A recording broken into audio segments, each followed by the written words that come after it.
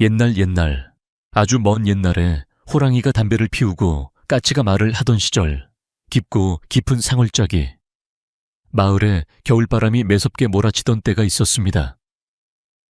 이 마을은 사방이 높은 산으로 둘러싸여 있어 해가 일찍 지고 겨울이 오면 눈이 무릎까지 쌓여 바깥 세상과 뚝 끊긴 듯 고요해지는 곳이었습니다. 그 마을 한가운데에는 기와가 층층이 쌓인 웅장한 대갓집이 자리 잡고 있었는데 그 집의 굴뚝에서는 언제나 하얀 연기가 피어올라 마을 사람들의 부러움을 샀습니다. 하지만 그 집의 따뜻한 온기가 모두에게 공평하게 나누어지는 것은 아니었으니 대문 밖 행랑채의 낡은 방에는 살을 애는 듯한 찬바람만이 드나들고 있었습니다.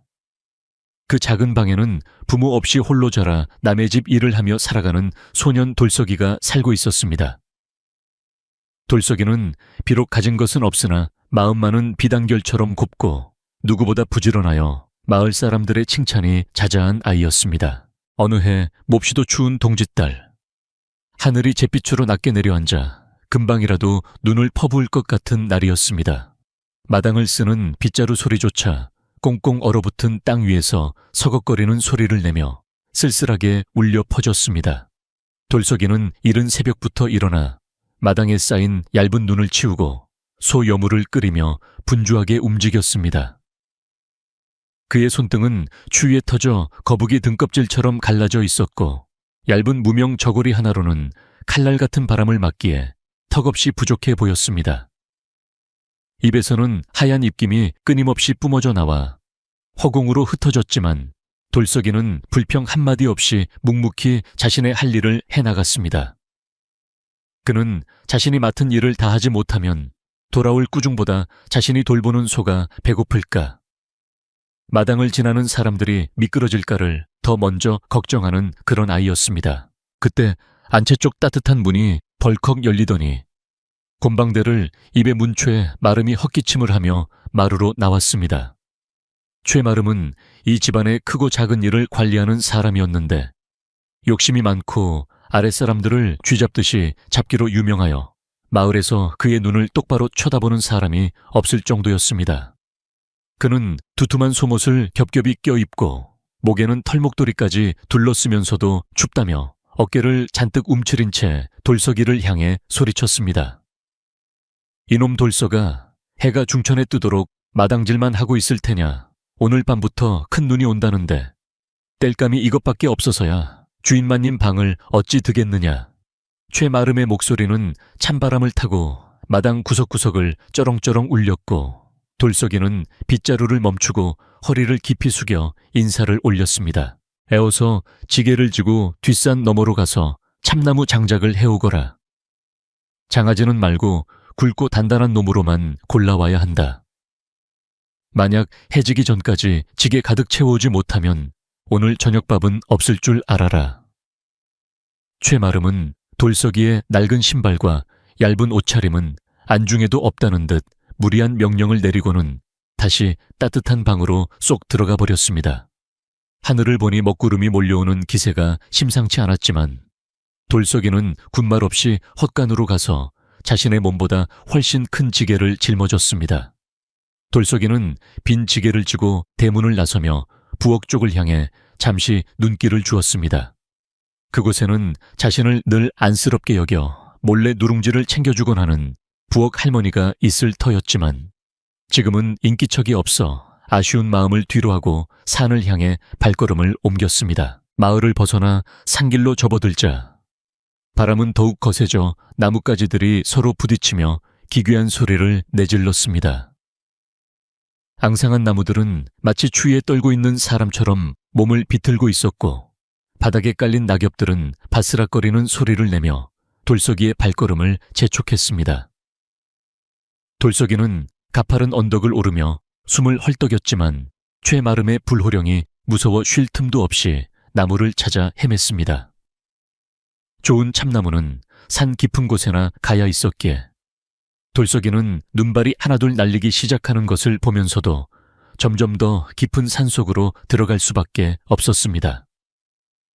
그의 집시는 이미 젖어 발가락이 감각을 잃어가고 있었지만 돌석이는 어서 나무를 해가야 주인마님도 따뜻하게 주무시고 나도 밥을 먹을 수 있다고 스스로를 다독였습니다. 한참을 올라가니 인적이라고는 찾아볼 수 없는 깊은 골짜기에 다다랐고 그곳에는 최마름이 말한 굵은 참나무들이 즐비했습니다. 돌석이는 언손을 호호 불어가며 낫지를 시작했고 딱딱한 나무를 베어내는 소리가 적막한 산속에 울려 퍼졌습니다. 나무를 한 단 두 단 묶어 지게에 올리다 보니 어느새 하늘은 어둑어둑해지고 눈발은 더욱 굵어져 앞이 잘 보이지 않을 정도가 되었습니다. 이제 그만 내려가야겠다 생각하며 돌석이가 마지막 나무짐을 지게에 단단히 묶고 일어서려던 찰나 바람소리 사이로 희미하게 끙끙 앓는 듯한 소리가 들려왔습니다. 처음에는 산짐승의 소리인가 싶어 겁이 덜컥 났지만 가만히 들어보니 그것은 분명 사람의 신음소리였습니다. 돌석이는 무거운 지게를 쥐고 소리가 나는 쪽으로 조심스럽게 발걸음을 옮겼습니다. 눈 덮인 바위, 뒤편 앙상한 소나무 아래에 누군가가 웅크리고 앉아있는 모습이 보였습니다. 가까이 다가가 보니 회색 승복을 입은 노스님이 눈을 하얗게 뒤집어 쓴 채 오들오들 떨고 있었습니다. 노스님의 얼굴은 핏기 하나 없이 창백했고 얇은 옷자락은 이미 눈에 젖어 얼음장처럼 차가웠습니다. 돌석이가 놀라 스님 정신 차리세요 하고 소리치며 어깨를 흔들자 노스님은 힘겹게 눈을 뜨고는 가늘게 떨리는 목소리로 말했습니다. 길을 잃었다네. 다리가 말을 듣지 않아 꼼짝을 할 수가 없구려. 그 목소리는 마치 꺼져가는 촛불처럼 위태로웠습니다. 돌석이는 잠시 갈등에 빠졌습니다. 지금 당장 서둘러 내려가지 않으면 날이 완전히 저물어 산길이 위험해질 뿐더러 최 마름이 시킨 대로 나무를 가득 채워가지 않으면 호되게 야단을 맞을 것이 분명했기 때문입니다. 하지만 눈앞에서 추위에 죽어가는 노스님을 두고 그냥 갈 수는 없었습니다. 돌석이의 마음속에서 두려움과 양심이 싸우는 동안 노스님의 거친 숨소리는 점점 더 느려지고 있었습니다. 돌석이는 결심한 듯 크게 심호흡을 하고는 힘들게 해놓은 나무짐을 지게에서 풀어 바닥에 쏟아버렸습니다. 그 아까운 참나무 장작들이 눈 위로 우르르 쏟아져 내렸지만 돌석이는 망설이지 않고 지게 위에 남은 장아지들을 평평하게 깔아 사람이 앉을 자리를 만들었습니다. 스님, 제 지게에 타세요. 제가 마을까지 모셔다 드릴게요. 돌석이는 노스님을 부축하여 지게 위에 조심스럽게 태웠습니다. 노스님은 미안한 기색이 역력했지만 몸을 가눌 힘이 없어 돌석이의 등에 엎일 수밖에 없었습니다. 나무를 다 버려서 어찌하나. 노스님이 걱정스러운 듯 중얼거렸지만 돌석이는 씩씩하게 대답했습니다. 나무야, 내일 다시 와서 하면 되지만 스님은 지금 안 가시면 큰일 나잖아요. 꽉 잡으세요. 돌석이는 이를 악물고 자리에서 일어났습니다. 나무짐보다 가벼울 줄 알았지만 축 늘어진 사람의 무게는 생각보다 훨씬 무거웠고 눈길은 미끄러워 한 발짝 떼기가 천근만근이었습니다. 내려오는 길은 올라갈 때보다 몇 배는 더 힘들었습니다. 눈보라는 점점 더 거세져 한 치 앞을 분간하기 어려웠고 이미 어둠이 짙게 깔려 산길의 윤곽조차 희미해졌습니다. 돌석이는 몇 번이나 미끄러져 넘어질 뻔했지만 등 뒤에 탄 스님이 다칠까봐 나무줄기를 부여잡고 가까스로 중심을 잡았습니다. 차가운 눈바람이 얼굴을 때려 눈을 뜨기도 힘들었지만 돌석이는 오직 무사히 마을까지 가야 한다는 일념 하나로 버텼습니다. 등 뒤에서 느껴지는 노수님의 미세한 온기가 돌석이에게는 묘한 용기를 주었고 그는 마음속으로 아리랑 타령을 부르며 무서움을 쫓아내려 애썼습니다. 한참을 헤매고 나서야 드디어 산 아래 큰 길이 보이기 시작했습니다. 마을 어귀에 다다르자 멀리서 개 짖는 소리가 들려왔고 그제야 돌석이는 안도의 한숨을 내쉬었습니다. 큰일개 있는 작은 주막 앞 불빛이 새어나오는 평상에 노수님을 조심스럽게 내려드렸습니다. 노수님은 이제야 몸이 좀 풀리는지 깊은 숨을 내쉬며 돌석이의 손을 꼭 잡았습니다. 그 손은 거칠고 투박했지만 노수님이 전해오는 고마움의 온기는 그 어떤 난로보다 뜨겁게 느껴졌습니다. 어린 보살님, 내 생명의 은인일세. 이 은혜를 어찌 다 갚을꼬. 노수님의 눈에는 그렁그렁한 물기가 맺혀 있었습니다. 은혜라니요, 당치 않습니다. 무사하셔서 다행이에요. 저는 이제 집으로 가봐야 해요. 너무 늦어서 혼나게 생겼거든요. 돌석이는 쑥스러운 듯 코를 훌쩍이며 서둘러 지게를 다시 짊어졌습니다. 빈지게는 허전하게 덜렁거렸고 돌석이의 배에서는 꼬르륵 소리가 요란하게 났습니다. 노수님은 돌석이가 어둠 속으로 사라질 때까지 합장을 하며 그 뒷모습을 지켜보았습니다. 돌석이는 비록 빈 지게를 지고 있었지만 발걸음만은 산을 오를 때보다 훨씬 가볍게 느껴졌습니다. 자신이 누군가를 살렸다는 뿌듯함이 가슴속을 가득 채우고 있었기 때문입니다. 집대문 앞에 도착했을 때는 이미 캄캄한 밤이었습니다. 대문은 굳게 닫혀 있었고 집 안은 쥐 죽은 듯 고요했습니다. 돌석이가 조심스럽게 쪽문을 밀고 들어서자마자 어둠 속에서 불호령이 떨어졌습니다. 이놈 지금이 몇 시인데 이제야 기어들어오는 개냐. 툇마루에는 최마름이 호롱불을 들고 도깨비 같은 얼굴로 서 있었습니다. 그의 눈은 지게를 향했고 텅 비어있는 지게를 보자마자 얼굴이 불그락푸르락해졌습니다. 나무는 다 어디다 팔아먹고 빈 지게로 온 개냐 내 글이 신신당부를 했거늘 돌석이는 무릎을 꿇고 사실대로 말하려 했지만 최마름은 듣지 않았습니다. 시끄럽다 산에서 놀다가 나무 할 시간을 놓친 계집핑계 될 생각일랑 하지 마라. 최마름은 빗자루를 들어 돌석이의 등짝을 후려쳤고 돌석이는 아픔을 참으며 입술을 깨물었습니다. 오늘 저녁은 없다. 그리고 내일 새벽에 당장 다시 가서 2배로 해오지 않으면 국물도 없을 줄 알아. 최마름은 씩씩거리며 방으로 들어가 버렸고 문이 쾅 닫히는 소리가 마당을 울렸습니다. 돌석이는 매 맞은 등이 욱신거렸지만 억울하다는 생각보다는 스님이 무사하실 거라는 생각에 안도감이 먼저 들었습니다. 터덜터덜 자신의 방으로 돌아온 돌석이는 냉골인 바닥에 털썩 주저앉았습니다. 방 안은 바깥과 별반 다를 바 없이 추웠고 배는 등가죽에 붙을 지경이었습니다. 그때 방문이 살며시 열리더니 부엌 할머니가 고개만 쑥 내밀고 들어왔습니다. 할머니의 손에는 김이 모락모락 나는 주먹밥 2덩이가 들려 있었습니다. 쯧쯧, 내가 그럴 줄 알았다. 최마름 그 독한 위인이 밥을 줄 리가 없지. 얼른 이거라도 먹어라. 들키면 나도 혼나니까 소리내지 말고. 할머니는 돌석이의 손에 따뜻한 주먹밥을 쥐어주고는 황급히 사라졌습니다. 돌석이는 어둠 속에서 주먹밥을 허겁지겁 먹으며 눈물을 삼켰습니다.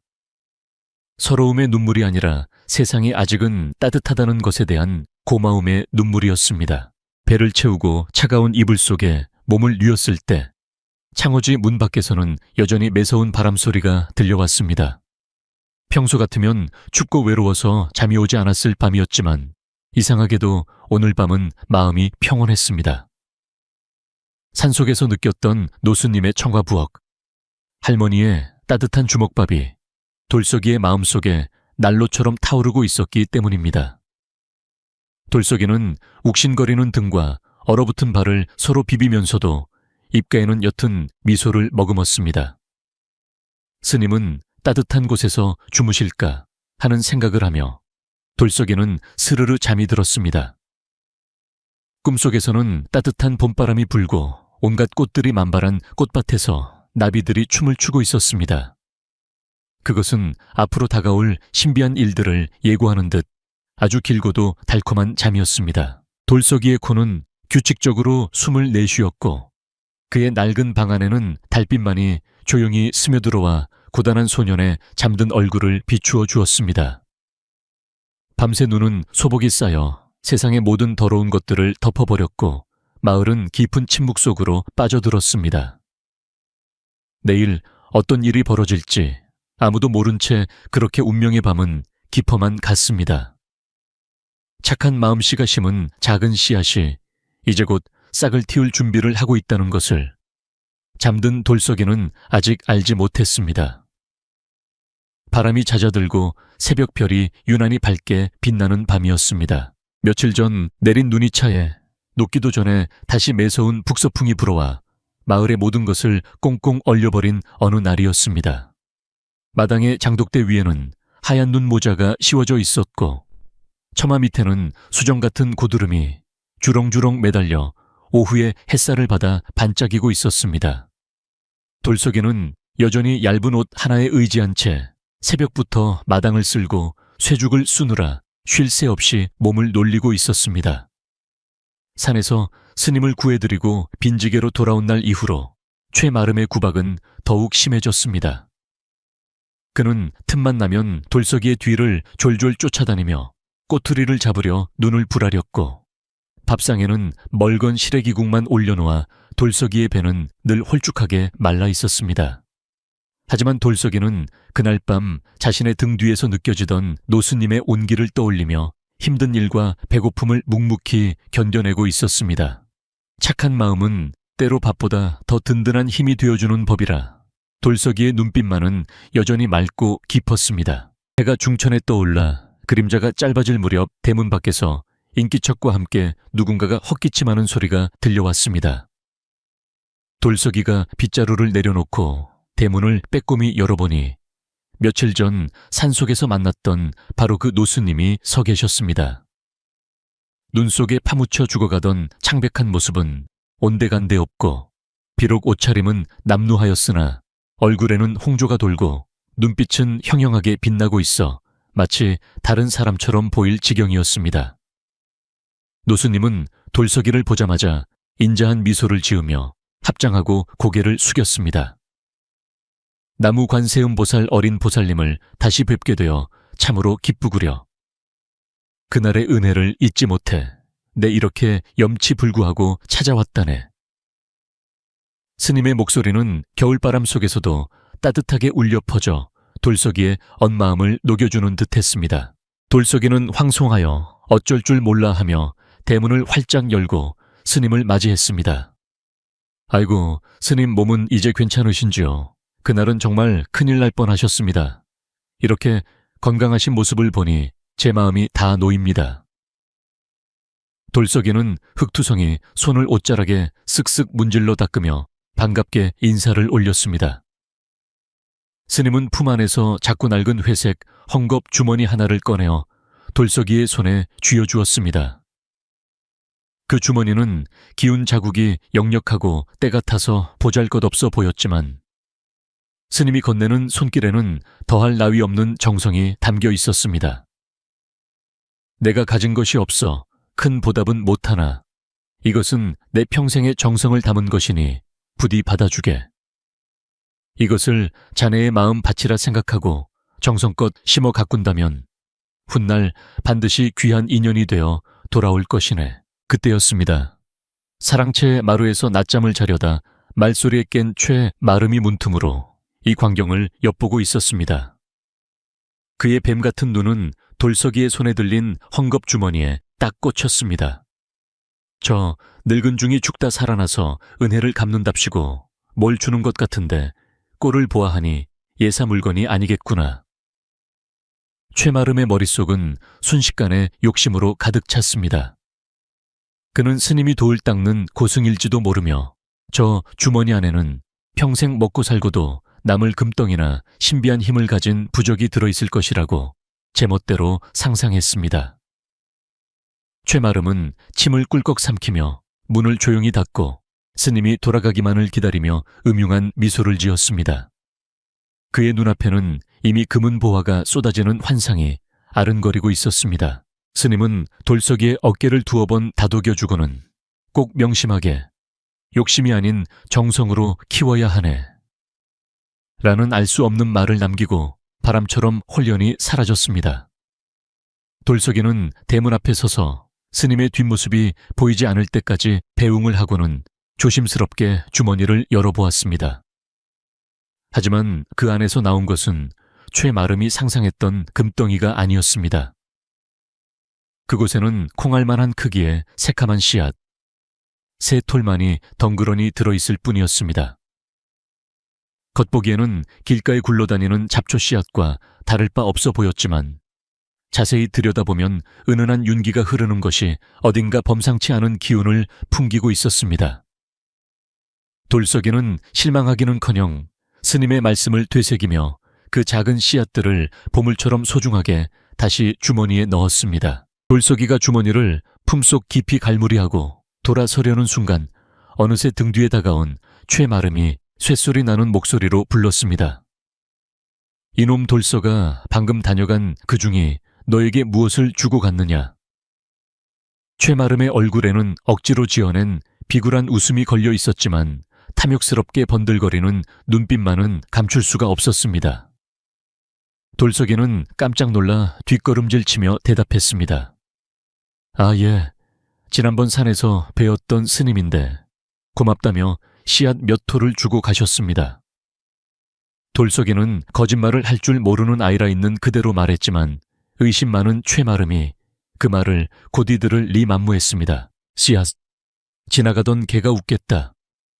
죽을 목숨 살려줬는데 고작 풀씨 몇 개를 주고 갔다고 거짓말하지 말고 어서 이리 내놓아라. 최마름은 본색을 드러내며 윽박질렀습니다.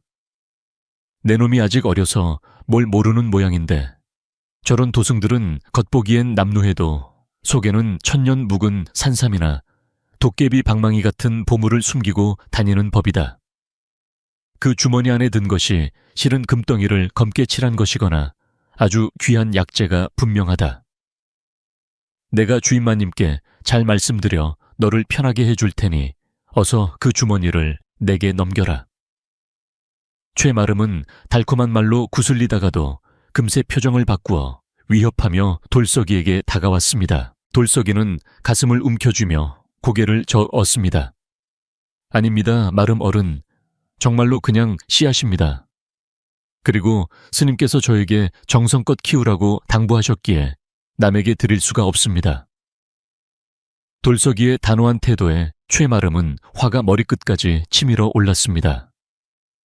이 건방진 놈이 좋은 말로 할 때 내놓지 않으면 당장 멍석마리를 해서라도 뺏어낼 것이다. 네가 감히 내 말을 거역하고도 이 집에서 무사할 줄 아느냐.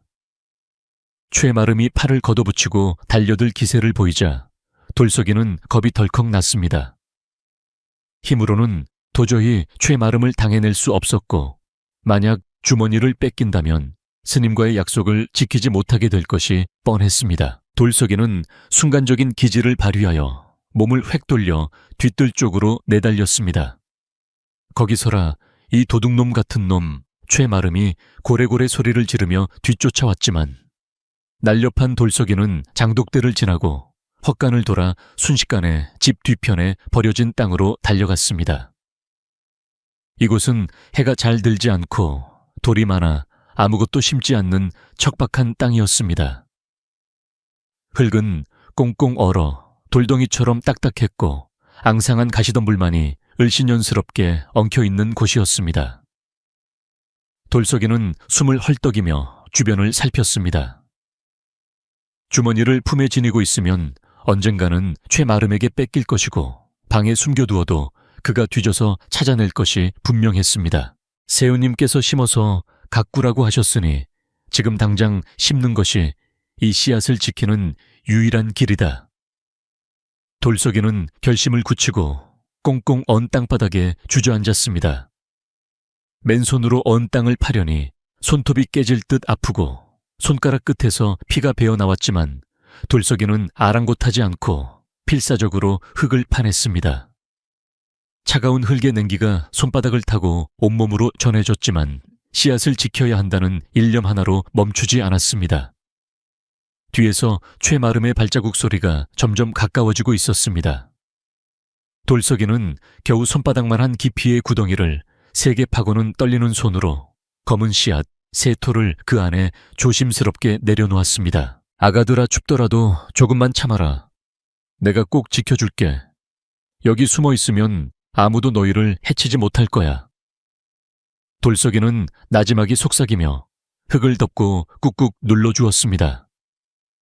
그리고는 주변에 널려있던 낙엽과 지푸라기를 긁어모아 그 위를 두툼하게 덮어 위장을 했습니다. 막 작업을 마쳤을 때 최마름이 씩씩거리며 뒤뜰로 뛰어 들어왔습니다. 이놈 어디에 숨겼느냐? 그 주머니 어디에 숨겼어? 최마름은 돌석이의 멱살을 잡고 거칠게 흔들었습니다. 돌석이의 빈손과 흙투성이가 된 옷을 확인한 최마름은 주변을 두리번거렸지만 덮여있는 낙엽들 때문에 땅을 판 흔적을 쉽게 찾을 수는 없었습니다. 심였습니다. 스님 말씀대로 땅에 심어버렸습니다. 돌석이가 또렷한 눈빛으로 말하자 최마름은 기가 막히다는 듯 헛웃음을 터뜨렸습니다. 심어이 엄동설안의 땅에 뭘 심어 내놈이 나를 속이려고 작정을 했구나. 어서 바른 대로 불지 못할까. 최마름은 돌석이를 밀쳐버리고는 주변의 땅을 발로 쿵쿵 밟으며 돌아다녔습니다. 하지만 어디에 묻었는지 정확히 알 수 없을 뿐더러 설사 찾는다 해도 이미 흙 속에 묻혀버린 작은 씨앗을 찾아내는 것은 모래밭에서 바늘 찾기나 다름없었습니다. 게다가 최마름은 여전히 그 씨앗이 금덩이나 보물일 것이라고 믿고 있었기에 땅에 심었다는 돌석이의 말을 어딘가 깊숙이 파묻어 숨겼다는 뜻으로 받아들였습니다. 독한 놈, 내가 내 눈을 피해 보물을 독차지하겠다 이거지. 두고 보자. 언젠가는 내 놈이 그것을 다시 꺼내러 올 테니 그때 내가 몽땅 빼앗아 주마. 최마름은 분을 사귀지 못해 침을 탁 뱉고는 뒷뜰을 빠져나갔습니다.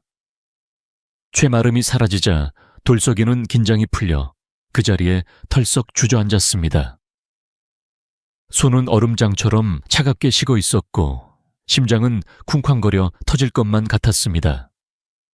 그때 부엌 뒷문이 살며시 열리더니 부엌 할머니가 걱정스러운 얼굴로 다가왔습니다. 아이고, 돌석아, 이게 무슨 난리냐. 최마름, 저 사람이 또 너를 못 잡아먹어서 안달이구나. 다친 데는 없느냐. 할머니는 돌석이의 얼어터진 손을 자신의 따뜻한 치마폭으로 감싸주며 안쓰러워했습니다.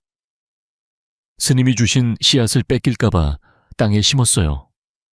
마름 어른은 보물인 줄 알고 계시거든요. 돌석이의 말에 할머니는 쯧쯧쯧 혀를 찼습니다. 욕심이 눈을 가리면 똥인지 된장인지도 모른다더니 딱 그 짝이구나. 그래도 잘했다. 내 마음이 고우니 그 씨앗들도 싹을 잘 틔울 게다. 하지만 이 추운 날씨에 땅속에서 얼어 죽지는 않을지 걱정이구나. 할머니는 부엌 아궁이에서 따뜻한 재를 한 삽 퍼다가 씨앗을 묻은 자리 위에 솔솔 뿌려주었습니다. 이러면 조금이라도 덜 추울 게다. 우리 돌석이 정성을 봐서라도 살아남아야지. 그날 밤 마을에는 또다시 하얀 눈이 소복이 내렸습니다. 돌석이는 방에 누워 뒷뜰에 있는 씨앗들을 생각했습니다. 차가운 흙 속에 홀로 남겨진 작은 생명들이 마치 고아인 자신과 닮았다는 생각이 들었습니다. 스님은 왜 하필 이 추운 겨울에 씨앗을 주셨을까? 따뜻한 봄에 주셨으면 더 좋았을 텐데. 의문이 들기도 했지만 돌석이는 스님의 깊은 뜻이 있을 것이라 믿기로 했습니다. 너희들은 꼭 살아남아야 해. 내가 매일매일 보러 갈게. 돌석이는 보이지 않는 땅속의 친구들에게 인사를 건네며 눈을 감았습니다. 바깥바람은 여전히 매서웠지만 돌석이의 가슴속에는 희망이라는 이름의 작은 불씨가 타오르고 있었습니다. 한편 최마름은 밤이 늦도록 잠을 이루지 못하고 방 안을 서성거렸습니다. 분명 그놈이 어딘가에 금덩이를 숨겨뒀을 거야. 땅에 심었다고 했으니 흙 속에 묻은 게 틀림없어. 내일 날이 밝자마자 뒷뜰을 샅샅이 뒤져서라도 찾아내야지. 탐욕에 눈이 먼 최마름은 씨앗이 싹을 틔우는 생명의 신비 따위에는 관심이 없었습니다. 오로지 자신의 주머니를 채울 생각뿐이었습니다. 그는 창호지 문에 비친 달 그림자를 보며 음흉한 계획을 세우느라 밤새 뒤척였습니다.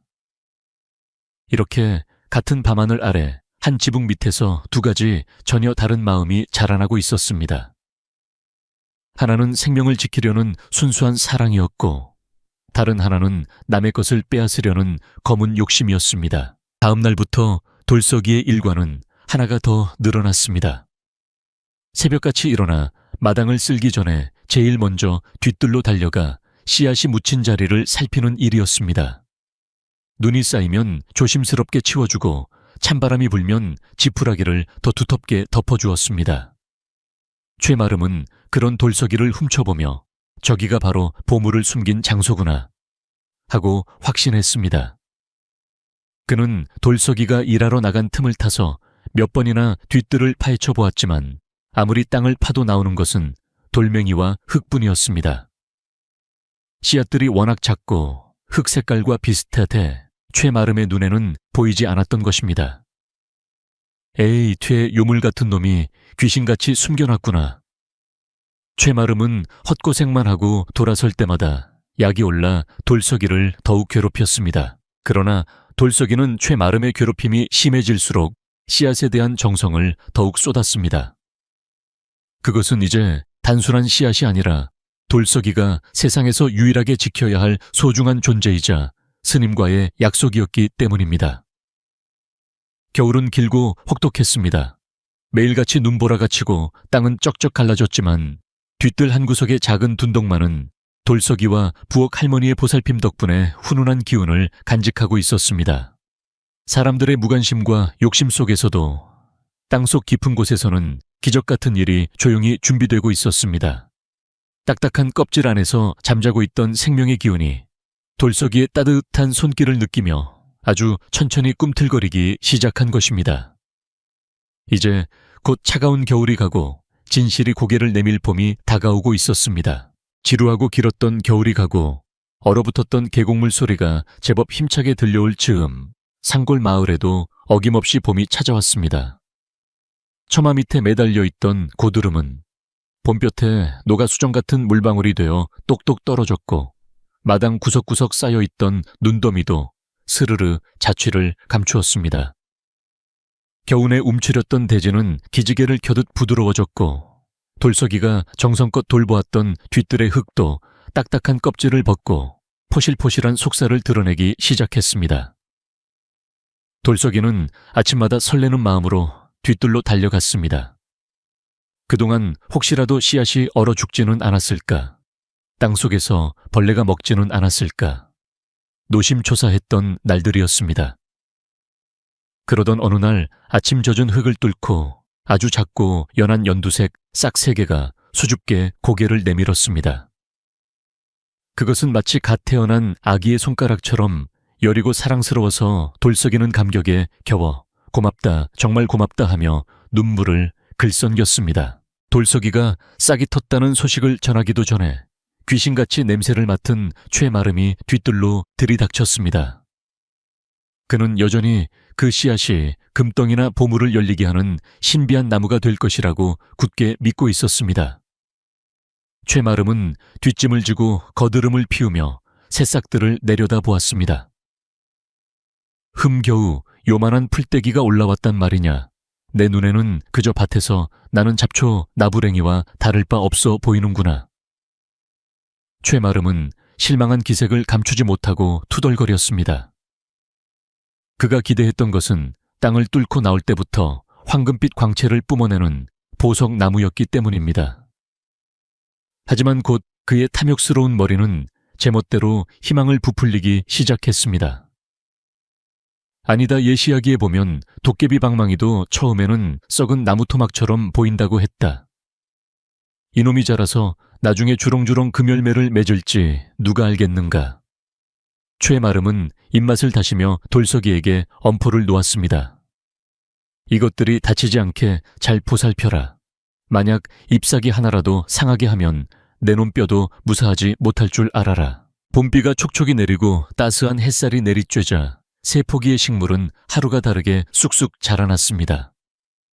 처음에는 여린 풀 같았지만 시간이 지날수록 줄기는 대나무처럼 곧고 단단해졌으며 잎사귀는 윤기가 흐르는 진초록색으로 변해갔습니다. 특이한 것은 잎사귀 모양이 일반적인 화초와는 달리 마치 사람의 손바닥이 기도를 하듯 모아진 형태를 하고 있다는 점이었습니다. 마을 사람들도 담너머로 보이는 기이한 식물에 호기심을 보이며 수군거렸습니다. 저게 무슨 풀이래 최마름네 뒷뜰에 난생 처음 보는 풀이 자라고 있다던데. 마을 사람들의 관심이 쏠리자 최마름은 더욱 우쭐해졌습니다. 그는 마치 자신이 심고 가꾼 것인 양 동네방네 떠들고 다녔습니다. 허허허, 저것은 내가 구한 귀한 약초라네. 다 자라면 우리 주인 영감님 병환을 씻은 듯이 낫게 할 영물이지. 최마름은 돌석이가 새벽부터 밤늦게까지 물을 길어 나르고 벌레를 잡아주며 키운 공을 가로채는 것도 모자라 아예 돌석이가 뒷뜰 근처에 얼씬도 못하게 눈을 부라렸습니다. 계절의 여왕이라는 5월이 지나고 녹음이 우거지는 여름이 다가올 무렵 드디어 식물의 끝자락에 몽우리가 잡히기 시작했습니다. 돌석이는 멀리서나마 그 모습을 지켜보며 가슴이 벅차올랐습니다. 스님이 주신 작은 씨앗이 온갖 비바람을 견뎌내고 꽃을 피울 준비를 하고 있었기 때문입니다. 몽우리는 처음에는 쌀알만 하더니 점차 엄지손가락만큼 굵어졌고 그 색깔은 달빛을 머금은 듯 은은한 옥색빛을 띠고 있었습니다. 최마름은 이제 아예 돗자리를 펴고 뒷뜰에 눌러앉아 꽃이 피기만을 기다렸습니다. 저 꽃이 피면 분명 그 안에 값비싼 진주가 들어있거나 꽃이 피 금박으로 되어 있을 거야. 그의 머릿속은 온통 돈 생각뿐이어서 식물이 가진 본연의 아름다움이나 생명의 신비는 안중에도 없었습니다. 그는 돌석이가 물을 주러 오면 비켜라, 내 보물에 부정탄다 하며 물동이를 빼앗아 자신이 주는 척 신용만 했습니다. 어느 날 밤 보름달이 휘영청 밝게 뜬 밤이었습니다. 사방이 고요한 가운데 뒷뜰에서 신비로운 기운이 감돌기 시작했습니다. 굳게 닫혀있던 세 개의 꽃봉오리가 달빛을 받으며 스르르 벌어지기 시작한 것입니다. 꽃이 피어나는 소리는 들리지 않았지만 마치 은방울이 굴러가는 듯한 맑은 기운이 퍼져나갔습니다. 활짝 핀 꽃은 세상 어디에서도 본 적 없는 기이하고 아름다운 모습이었습니다. 꽃잎은 투명할 정도로 맑은 흰색이었는데 그 끝자락은 신비로운 보랏빛으로 물들어 있었습니다. 그리고 꽃술에서는 반딧불이처럼 은은한 빛이 새어나와 어두운 뒷뜰을 환하게 비추었습니다. 최마름은 입을 다물지 못한 채 그 광경을 바라보았습니다. 비록 기대했던 황금꽃은 아니었지만 그 자태가 너무나 고귀하여 감히 손을 댈 엄두조차 나지 않았기 때문입니다. 그런데 꽃이 피어나자마자 놀라운 일이 벌어졌습니다. 꽃에서 뿜어져 나오는 향기가 바람을 타고 집안 전체로 퍼져나가기 시작한 것입니다. 그 향기는 짙은 장미 향 같기도 하고 시원한 솔향기 같기도 했으며 때로는 달콤한 꿀냄새처럼 느껴지기도 했습니다. 하지만 그 어떤 향기와도 비교할 수 없는 맞는 순간 머리가 맑아지고 가슴속 응어리가 씻겨 내려가는 듯한 신비로운 향이었습니다. 부엌에서 졸고 있던 부엌 할머니도 문간방에서 새우잠을 자던 돌석이도 그 향기에 놀라 눈을 번쩍 떴습니다. 이게 무슨 냄새지? 세상의 꿈속에서나 맡아볼 법한 향기로구나. 돌석이는 방문을 열고 나와 밤공기 속에 가득 찬 향기를 깊이 들이마셨습니다.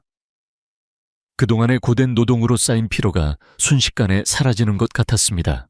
이 신비한 향기는 담장을 넘어 마을 전체로 퍼져나갔습니다. 밤늦도록 잠 못 이루고 뒤척이던 마을 노인들은 향기를 맡자마자 편안하게 잠이 들었고 울어대던 갓난아기들도 뚝 그치고 방긋방긋 웃음을 지었습니다. 하지만 가장 큰 변화가 일어난 곳은 바로 이 집의 안채 주인 영감님의 방이었습니다. 주인 영감님은 원인 모를 병으로 시름시름 앓아놓은 지가 벌써 반년이 넘었습니다. 온갖 좋다는 약을 다 써보고 용하다는 의원을 불러보았지만 차도가 없어 집안 식구들은 모두 마음의 준비를 하고 있던 터였습니다. 죽음의 그림자가 드리워져 있던 안채방으로 꽃향기가 스며들자 창백했던 영감님의 얼굴에 조금씩 화색이 돌기 시작했습니다. 깊은 혼수 상태에 빠져있던 주인 영감님이 앓는 소리를 멈추고 깊은 숨을 내쉬었습니다. 이게 무슨 향기인고. 영감님은 무거운 눈꺼풀을 들어 올리며 자리에서 일어났습니다. 곁을 지키던 마님과 하인들은 쏘스라치게 놀랐습니다. 며칠 동안 물 한 모금 넘기지 못하던 분이 스스로 몸을 일으킨 것 자체가 기적이었기 때문입니다. 마치 천상의 화원에 와 있는 듯 하구나. 숨을 쉴 때마다 몸속의 나쁜 기운이 빠져나가고 새 힘이 솟는 것 같아. 영감님은 떨리는 손으로 물을 찾아 마시며 창문을 활짝 열었습니다. 향기는 더욱 진하게 방 안으로 밀려 들어왔고 영감님의 탁했던 눈동자는 점점 맑아졌습니다. 이 소식은 순식간에 집안 전체로 퍼져나갔고 사람들은 모두 뒤뜰에 꽃이 핀 덕분이라며 수군거렸습니다. 상황이 이렇게 되자 최마름의 머리는 더욱 빠르게 돌아갔습니다. 이거야말로 천재이루의 기회다. 금덩이보다 더 귀한 보물이 바로 저 꽃이었구나. 최마름은 주인 영감님이 깨어났다는 소식을 듣자마자 안채로 달려갔습니다. 그는 마당에 엎드려 큰 소리로 외쳤습니다. 날이 경하들이옵니다.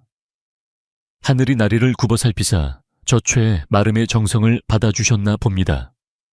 주인 영감님이 의아해하며 물었습니다. 내 몸이 가벼워진 것이 내 덕이라니 그게 무슨 말이냐. 최마름은 짐짓 눈물을 훔치는 척하며 거짓말을 늘어놓았습니다. 실은 제가 나리의 병환을 낫게 하고자 지난 겨울 눈보라를 뚫고 깊은 산속에 들어가 산신령님께 빌고빌어 귀한 약초 씨앗을 구해왔습니다. 그 씨앗을 뒤뜰에 심어 밤낮으로 정성껏 가꾸었더니 오늘 밤 드디어 꽃을 피워 영험한 향기를 내뿜게 된 것입니다. 주인 영감님은 그 말을 듣고 크게 감동했습니다. 오, 그런 줄도 모르고 내 너를 겉으로만 판단했구나. 내 충성이 이토록 지극할 줄이야. 그 꽃이 내 생명을 구했으니 너는 내 생명의 은인이나 다름없다. 영감님은 최마름을 칭찬하며 큰 상을 내리겠노라 약속했습니다. 최마름은 속으로 쾌재를 부르며 넙죽절을 올렸습니다. 황공하옵니다 나리. 저는 오직 나리의 만수무강만을 바랄 뿐입니다.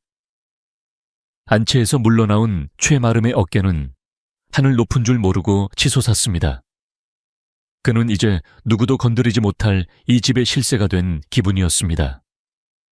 최마름은 당장 뒤뜰로 달려가 쇠스랑을 들고 서서 아무도 접근하지 못하게 막았습니다. 특히 돌석이를 보는 눈빛은 더욱 매서워졌습니다. 야, 이놈 돌석아, 내 놈은 이제 뒤뜰 근처에는 얼씬도 하지 마라. 이 꽃은 주인마님을 살린 귀한 영물이다. 천한 내 놈이 가까이 오다가 부정이라도 타면 큰일 난다. 최마름은 돌석이를 거칠게 밀어냈습니다. 돌석이는 기가 막히고 억울했습니다. 눈보라치는 산에서 스님을 구한 것도 얼어붙은 땅을 파고 씨앗을 심은 것도 밤마다 몰래 물을 주며 가꾼 것도 모두 자신이었기 때문입니다. 하지만 착한 돌석이는 영감님의 병이 나았다는 사실에 위안을 삼으며 물러설 수밖에 없었습니다. 그래 스님, 말씀대로 정성껏 키웠으니 된 거야. 영감님이 건강해지셨으면 그것으로 보답을 받은 셈이지. 돌석이는 스스로를 달래며 멀리서 꽃의 향기만을 맡으며 눈물을 삼켰습니다. 그러나 최마름의 욕심은 여기서 멈추지 않았습니다.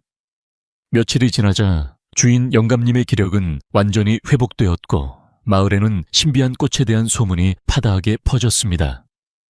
개경에서 온 거상들이나 고관대작들이 그 꽃을 구경하고 싶어 한다는 이야기가 들려왔습니다. 최마름은 곰곰이 생각했습니다.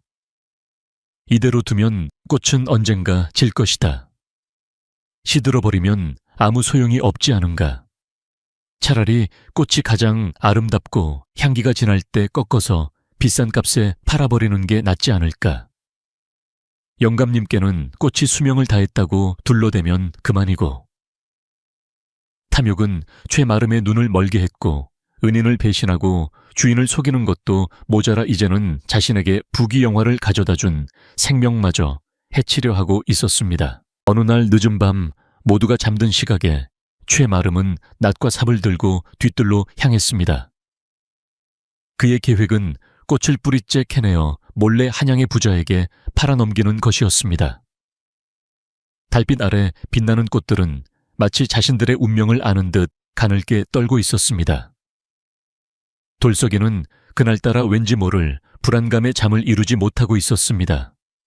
가슴이 두근거리고 식은땀이 흘러 방문을 열고 밖을 내다보았는데 뒤뜰 쪽에서 서성거리는 그림자를 발견한 것입니다. 직감적으로 최마름이라는 것을 알아챈 돌석이는 맨발로 뛰쳐나갔습니다. 마름 어른 안 됩니다. 그 꽃을 건드리면 안 됩니다. 돌석이는 최마름의 앞을 가로막으며 절규했습니다. 최마름은 깜짝 놀랐지만 이내 표독스러운 얼굴로 돌석이를 노려보았습니다. 이 쥐새끼 같은 놈이 감히 내 앞길을 막아 비키지 못해 최마름은 삽을 휘두르며 위협했습니다. 이 꽃은 스님이 주신 생명입니다. 영감님을 살린 약초인데 어찌 팔아넘기려 하십니까? 돌석이가 울부짖으며 매달렸지만 이미 돈 욕심에 미쳐버린 최마름의 귀에는 아무것도 들리지 않았습니다. 시끄럽다. 내 놈이 뭘 안다고 떠드느냐. 이 꽃은 내 것이다. 내가 심었다고 했으니 내 마음대로 처분하는 것도 내 권리다. 최마름은 돌석이를 발로 걷어차 구석으로 몰아넣었습니다. 돌석이는 바닥에 넘어지면서도 시선을 꽃에서 떼지 않았습니다. 아름다운 세 송이의 꽃이 탐욕스러운 낱날 앞에서 파르르 떨고 있었습니다. 그 순간 기이한 일이 벌어졌습니다. 최마름이 꽃을 캐내려고 땅에 삽을 꽂는 순간 맑고 고요하던 향기가 갑자기 매캐하고 독한 냄새로 변하기 시작한 것입니다. 꽃잎의 빛깔도 은은한 옥색에서 검붉은 핏빛으로 변해갔습니다. 마치 꽃이 분노하고 있는 것 같았습니다. 하지만 욕심에 눈이 먼 최마름은 코를 막으면서도 삽질을 멈추지 않았습니다. 흙냄새가 좀 변하면 어떠냐. 어차피 팔아넘기면 그만인 것을. 그는 억지로 뿌리를 들어 올리려 끙끙거렸습니다. 돌석이는 그 모습을 보며 하염없이 눈물을 흘렸습니다.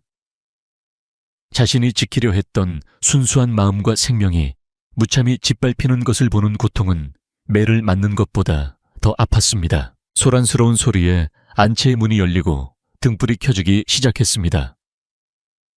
뒤뜰에서 무슨 일이냐, 주인 영감님의 목소리가 들려왔습니다. 최마름은 당황하여 급히 삽을 숨기려 했지만 이미 늦은 상황이었습니다. 붉게 변해버린 꽃과 독한 냄새, 그리고 흙투성이가 된 채 울고 있는 돌석이와 낯을 든 최마름의 모습이 등불 아래 적나라하게 드러났습니다. 하지만 최마름은 끝까지 포기하지 않았습니다. 그는 재빨리 표정을 바꾸며 돌석이를 가리켰습니다. 나리 이놈이 밤중에 꽃을 훔쳐 달아나려는 것을 제가 막고 있던 중이었습니다. 이 배은망덕한 놈을 당장 벌해주십시오. 최마름의 뻔뻔한 거짓말에 돌석이는 말문이 막혀 입만 벙긋거릴 뿐이었습니다. 거짓과 진실이 뒤엉킨 혼란스러운 밤, 뒤뜰의 꽃은 슬프게 붉은 빛을 토해내고 있었습니다. 과연 이 억울한 누명은 벗겨질 수 있을까요? 밤바람이 스산하게 불어와 꽃잎을 흔들었습니다. 칠흑 같은 어둠 속에서 붉게 변해버린 꽃은 마치 피를 토하는 듯한 끔찍한 색깔을 띠고 있었고 그 아름답던 향기는 온데간데 없이 사라진 채 코를 찌르는 역겨운 악취만을 풍기고 있었습니다. 주인 영감님은 등불을 높이 들어 두 사람을 번갈아 비추었습니다. 한쪽에는 욕심으로 얼굴이 일그러진 채 씩씩거리고 있는 최마름이 서 있었고, 다른 한쪽에는 흙투성이가 된 옷을 입고 서러운 눈물을 뚝뚝 흘리고 있는 조그만 소년 돌석이가 있었습니다. 영감님의 눈빛은 그 어느 때보다 날카롭게 빛났습니다. 비록 병석에 오래 누워 있었으나 그는 본래 사람의 속내를 꿰뚫어 보는 지혜를 가진 분이었습니다.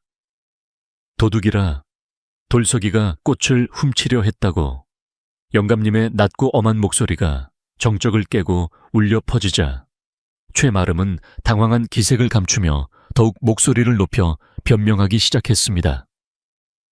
예, 그렇습니다, 나리. 제가 잠결에 인기척을 느끼고 나와보니 이 녀석이 낫을 들고 꽃을 베어가려던 참이었습니다. 제가 간신히 막아서지 않았으면 귀한 약초가 놈의 손에 넘어갈 뻔했습니다. 최마름은 자신의 죄를 덮어씌우기 위해 침까지 튀겨가며 거짓말을 늘어놓았지만 영감님의 시선은 최마름의 손에 들린 삽과 파헤쳐진 땅을 향해 있었습니다. 이상하구나. 꽃을 훔쳐 달아나려는 도둑이 어찌 뿌리를 캐는 삽을 들고 있단 말이냐. 그리고 꽃을 훔치려 했다면 꽃대만 꺾어가면 그만일 것을 왜 굳이 무거운 흙까지 파헤치려 했겠느냐. 영감님의 예리한 지적에 최마름은 말문이 막혀 어걱거리며 식은땀을 흘렸습니다. 그것은 놈이 뿌리째 뽑아가서 다른 곳에 심으려고. 최마름이 말도 안 되는 변명을 더듬거릴 때 돌석이는 바닥에 무릎을 꿇고 울먹이며 말했습니다. 아닙니다, 나리. 저는 절대로 꽃을 훔치려 하지 않았습니다. 마름 어른이 꽃을 내다 판다기에 그것을 막으려 했을 뿐입니다. 이 꽃은 나리님을 살린 생명의 은인인데 어찌 돈과 바꿀 수 있겠습니까? 돌석이의 진심 어린 호소는 칠흑 같은 밤하늘에 메아리 쳤지만 최마름은 끝까지 돌석이를 발로 차며 행패를 부렸습니다. 그때였습니다. 소란스러운 소리에 잠을 깬 부엌 할머니가 허겁지겁 뒤뜰로 달려왔습니다. 할머니는 난장판이 된 화단과 엎드려 있는 돌석이를 보고는 사태를 짐작하고 더 이상 참을 수 없다는 듯 앞으로 나서며 소리쳤습니다. 나리 제발 저 어린 것의 말을 믿어주십시오. 이 늙은이가 모든 것을 다 지켜보았습니다. 평소에는 그림자처럼 조용히 지내던 부엌 할머니가 서슬퍼런 기세로 나서자 좌중은 찬물을 끼얹은 듯 조용해졌습니다. 할머니는 영감님 앞에 넙죽 엎드려 떨리는 목소리로 고했습니다. 지난 겨울 살을 애는 듯한 추위 속에 언 땅을 맨손으로 파고 저 씨앗을 심은 것은 최마름이 아니라 바로 돌석이었습니다.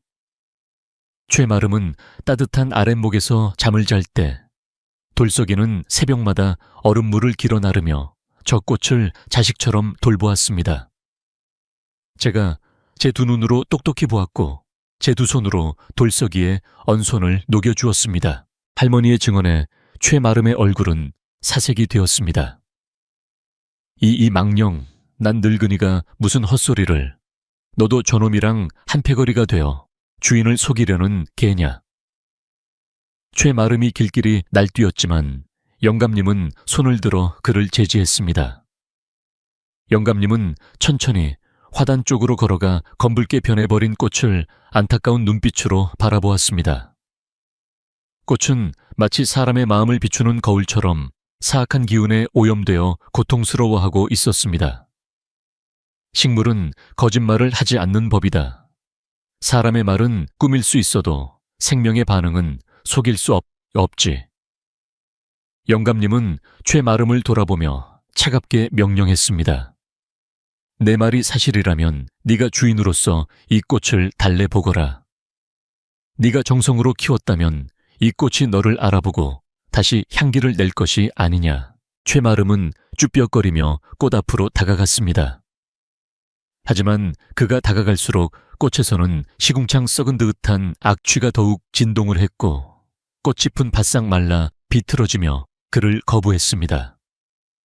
최마름이 억지로 손을 뻗어 꽃을 만지려 하자 줄기에 숨어있던 가시들이 곤두서며 그의 손을 찔렀습니다. 아, 따가워. 최마름은 비명을 지르며 뒤로 물러났습니다. 그의 탐욕스럽고 거친 손길은 생명을 돌보는 손길이 아니라 생명을 해치고 팔아치우려는 장사꾼의 손길이었기에 꽃이 본능적으로 거부한 것입니다. 이를 지켜보던 영감님은 고개를 가로저으며 한숨을 내쉬었습니다. 보아라, 내 욕심이 하늘을 찌르니 말 못하는 미물조차 너를 멀리하는구나. 이것으로 내 거짓은 만천에 드러났다. 영감님은 따뜻한 눈길로 돌석이를 불렀습니다.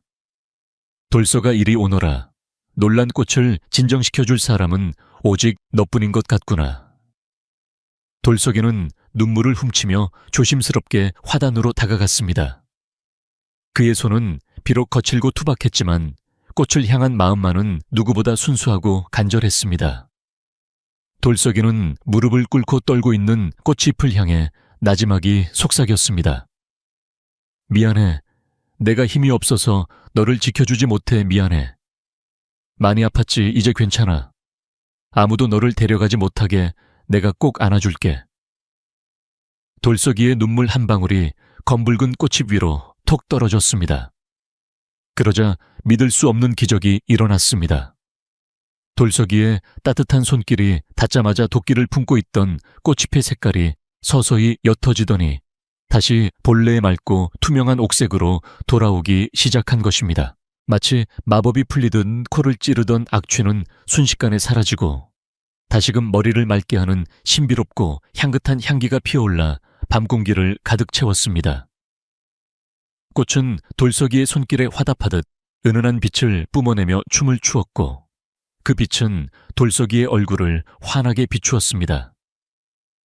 그 광경은 너무나 성스럽고 아름다워서 지켜보던 하인들과 부엌 할머니 그리고 영감님까지도 감탄을 금치 못했습니다.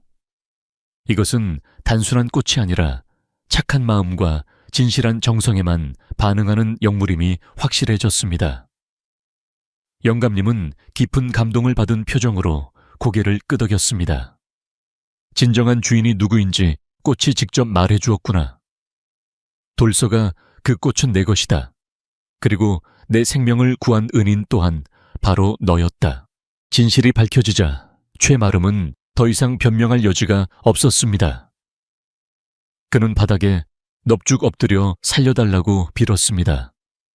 날이 한 번만 용서해 주십시오. 제가 잠시 돈 욕심에 눈이 멀어 미친 짓을 했습니다. 제발 쫓아내지만 말아주십시오. 하지만 영감님의 처분은 단호했습니다. 내 너를 믿고 집안의 대소사를 맡겼거늘 너는 주인을 속이고 은혜를 원수로 갚으려 했으며 죄 없는 아이에게 누명까지 씌우려 했다. 내 탐욕이 자칫하면 귀한 생명을 죽이고 나까지 위태롭게 할 뻔했으니 더 이상 너를 이 집에 둘 수가 없구나. 당장 짐을 싸서 떠나거라. 내 너의 지난 공을 생각하여 관계에 고발하지는 않을 테니 다시는 내 눈에 띄지 마라. 최마름은 통곡하며 매달렸지만 하인들에 의해 대문 밖으로 끌려 나갔습니다. 닫힌 대문 너머로 그의 울음소리가 멀어지자 집안에는 다시 평화로운 정적이 찾아왔습니다. 날이 밝자마자 영감님은 집안 식구들을 모두 모아놓고 중대 발표를 했습니다. 오늘부로 돌석이의 노비 문서를 불태워 없애노라. 돌석이는 이제 천한종이 아니라 내 생명을 구한 은인이자 이 집안의 귀한 손님이다. 그리고 앞으로 이 집의 모든 정원과 화초를 관리하는 책임을 돌석이에게 맡길 것이니 누구도 그를 함부로 대하지 마라. 영감님이 직접 노비 문서를 화로에 던져 태우자 돌석이는 꿈만 같은 현실에 감격하여 펑펑 울었습니다. 날이 감사합니다. 정말 감사합니다. 죽을 때까지 은혜 잊지 않고 갚겠습니다. 영감님은 돌석이의 어깨를 두드리며 인자하게 웃었습니다. 은혜는 내가 입었지. 네가 그 추운 겨울날 스님을 구하지 않았더라면 그리고 그 씨앗을 포기하지 않고 지키지 않았더라면 나도 지금 이 자리에 없었을 것이다. 너의 착한 심성이 복을 불러 온 게야. 시간이 흘러 어느덧 산과 들에 단풍이 붉게 물드는 늦가을이 되었습니다. 뒤뜰의 신비한 꽃은 3번의 보름달이 뜨고 지는 동안 영롱한 향기로 영감님의 건강을 완전히 되찾아 주었고, 그 임무를 다한 듯 조용히 꽃잎을 떨구고 까만 열매를 맺었습니다. 돌석이는 그 열매들을 소중히 거두어 이듬해 봄을 기약하며 갈무리에 두었습니다. 이제 돌석이는 더 이상 춥고 배고픈 아이가 아니었습니다. 그는 안차에 옆에 딸린 따뜻하고 깨끗한 방에서 지내게 되었고, 끼니마다 하얀 쌀밥에 고기 반찬을 먹으며 건강하게 자라났습니다. 마을 사람들도 돌석이를 볼 때마다 복을 지어 복을 받은 아이라며 칭찬을 아끼지 않았습니다. 어느 맑고 바람이 시원한 밤, 돌석이는 깨끗한 비단 이불 위에 누워 창문을 열었습니다. 밤하늘에는 둥근 보름달이 환하게 떠 있었고, 뒤뜰에서는 가을 귀뚜라미 소리가 자장가처럼 들려왔습니다. 따뜻한 아랫목의 온기가 등 전체로 퍼져나가자 돌석이는 문득 지난 겨울 자신에게 씨앗을 주셨던 노수님이 떠올랐습니다. 스님 보고 계시나요? 스님이 주신 선물 덕분에 주인 영감님도 낫고 저도 이렇게 따뜻한 방에서 잠을 잘 수 있게 되었어요. 욕심 부리지 않고 정성껏 가꾸라는 말씀 평생 잊지 않겠습니다. 돌석이는 마음속으로 스님께 감사의 인사를 올렸습니다. 어쩌면 그 스님은 길을 잃은 평범한 승려가 아니라 돌석이의 착한 마음을 시험하고 상을 주기 위해 하늘에서 내려온 부처님의 사자였을지도 모를 일입니다. 바람이 창호지 문을 가볍게 두드리는 소리가 마치 잘했다, 참 잘했다, 칭찬하는 소리처럼 들렸습니다. 돌석이는 입가에 편안한 미소를 머금은 채 눈을 감았습니다. 지난날의 고생과 서러움은 봄눈 녹듯 사라지고 오직 감사함과 평온함만이 가슴 가득 채워졌습니다. 방 안의 훈훈한 공기가 돌석이를 부드럽게 감싸 안았고, 그는 세상에서 가장 행복하고 달콤한 깊은 잠 속으로 빠져들었습니다. 마을의 모든 불빛이 꺼지고 산짐승들도 잠든 깊은 밤, 돌석이의 코는 새근새근 리듬을 탔고 그의 꿈속에서는 언제나처럼 꽃향기가 은은하게 퍼지고 있었습니다. 먼 옛날 어느 상골마을 착한 소년 돌석이와 신비한 꽃 이야기는 이렇게 끝이 납니다. 착한 마음은 반드시 보답을 받고 진실된 정성은 언젠가 꽃을 피운다는 사실을 저 밤하늘의 별들은 알고 있었겠지요. 오늘 밤 여러분의 꿈속에도 돌석이의 꽃향기처럼 맑고 고운 향기가 스며들기를 바랍니다.